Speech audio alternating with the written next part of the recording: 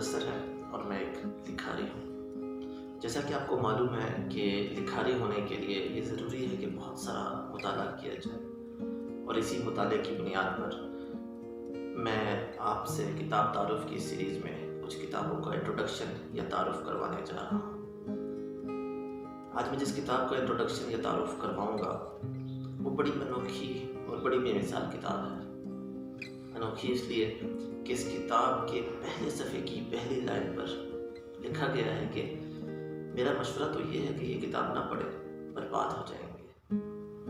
अब ऐसा मशवरा भला कौन दे सकता है, मगर ऐसे ही कुछ तो इस किताब के शुरू में लिखा है। इसीलिए किताब तारुफ़ की इस सीरीज़ के लिए मेरा पहला चुनाव अलीपुर का एली है।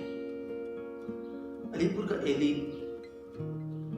इसे नावल कहें, इसे आपबीती कहें, इसे जगबीती कहें, मगर कई दहाइयाँ गुजरने के बाद भी लोग इस किताब के सहर से बाहर नहीं निकल पाए, और आज भी ये उर्दू की सबसे ज़्यादा पढ़ी जाने वाली किताबों में से एक है।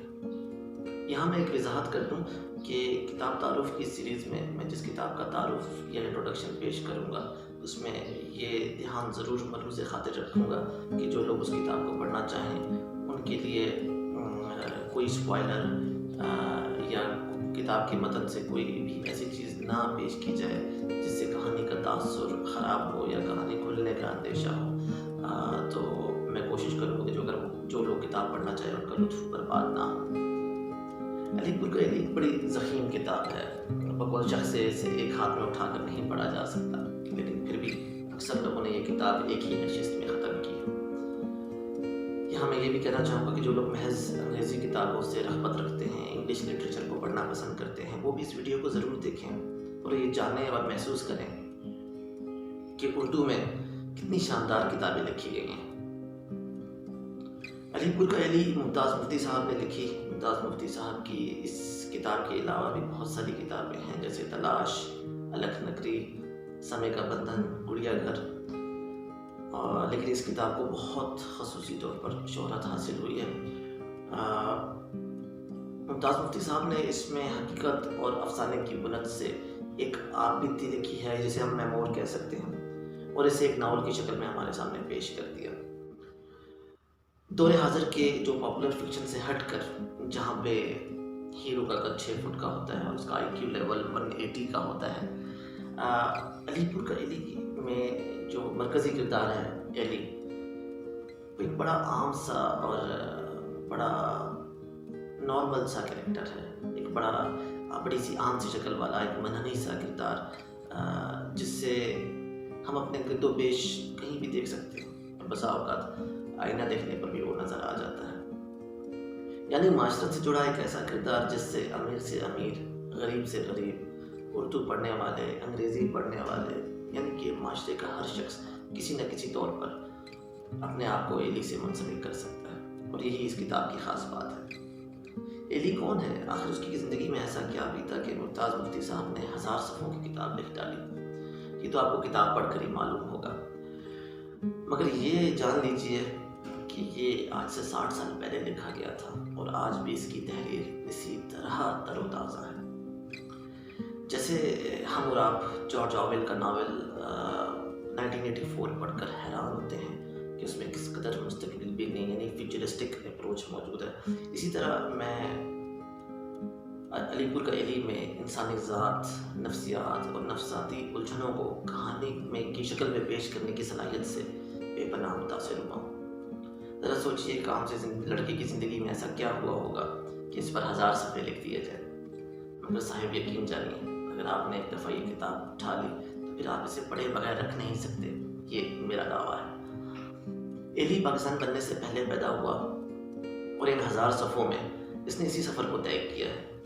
एली की अपने बाप और अपने सौतेली माँ के खिलाफ बाग़ियाना सोच उसकी ज़िंदगी का रुख मुतय्यन कर रही है। यहाँ नफ्सियात की दुनिया में, इस कोरख दुनिया में बड़े अजीब व गरीब तग़य्युर आते हैं, और मुझे एक सवाल ने हमेशा तर्क ये रखा कि एक इंसान आखिर क्यों कर किसी एक मखसूस शक्ल सूरत और एक मखसूस कैरेक्टरिस्टिक्स के दूसरे इंसान से मोहब्बत का शिकार होता है।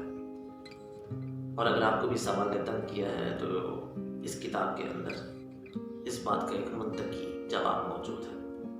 قابل قبول منطقی جواب اسے کہہ سکتے ہیں۔ شہزاد، وہ لڑکی جس کے گرد ایلی کی زندگی کا راہٹ گھومتا ہے، آخر وہ کن نفسیاتی الجھنوں کے بیچ اس عام سے لڑکے کو اپنا دل دے بیٹھتی ہے۔ یہ جان لیجیے گا کہ یہ روایتی پیار محبت کی کہانی نہیں ہے، اور ممتاز مفتی کی انسانی اور خاص طور پر صنف نازک سے منسلک یعنی خواتین کی نفسیات سے کے بارے میں جو نالج ہے، جو خیالات ہیں اور جو ان کی تحریر میں ان کی گرفت ہے، وہ حیران کر دینے والی ہے۔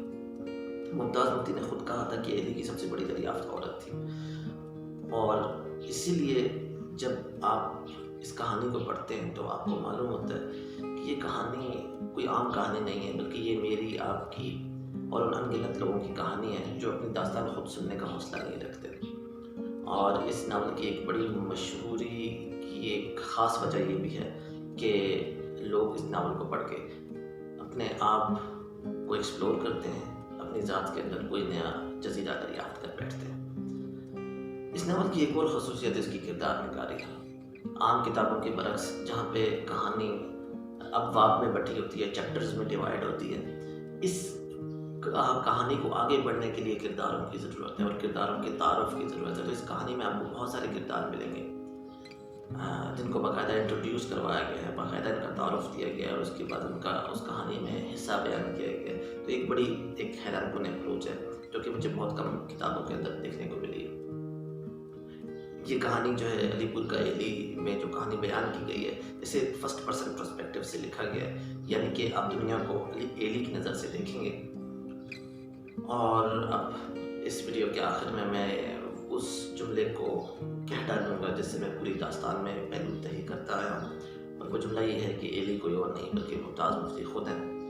اور اس اعتراف نے جہاں اس افسانے میں حقیقت کا رنگ بھر دیا، وہاں ممتاز مفتی کی بے باکی ان کے کئی ہم اثروں کو نہیں بھائی، اور شاید اس لیے اردو کے اس نظیم ناول کو آدم جی ایوارڈ نہیں دیا گیا، اور یہی اس ناول کی سب سے پہلی وجہ شہرت تھی۔ اس کتاب کو پڑھنا نہ پڑھنا آپ کی خالصتاً اپنی چوائس ہے، اپنا ایک فیصلہ ہے، لیکن میں آپ کو یہ ضرور کہوں گا کہ یہ کتاب اس پائے کی ہے کہ اس کے سامنے انٹرنیشنل لٹریچر کے، عالمی ادب کے بہت سارے شہپارے بونے لگتے ہیں۔ اس کتاب کی زبان بہت آسان ہے، اور اسے پڑھنا کسی بھی ایسے شخص کے لیے مشکل نہیں جس نے میٹرک، او لیول یا اے لیول میں اردو پڑھ رکھی ہو۔ حاضرین، میرا نام مدثر ہے، اور اگر آپ کو کتاب بینی کی، کتاب تعارف کی اس سیریز کی پہلی ویڈیو پسند آئی ہو اور آپ یہاں تک پہنچ گئے ہوں تو کمنٹس میں ضرور بتائیے گا، اور یہ بھی بتائیے گا کہ آپ مزید کس کتاب کے بارے میں جاننا چاہیں گے۔ اور اگر میری بولی جانے والی زبان انجان سی لگے تو یہاں جان لیجیے گا کہ یہ بھی اردو ہے، اور آسان اردو ہے۔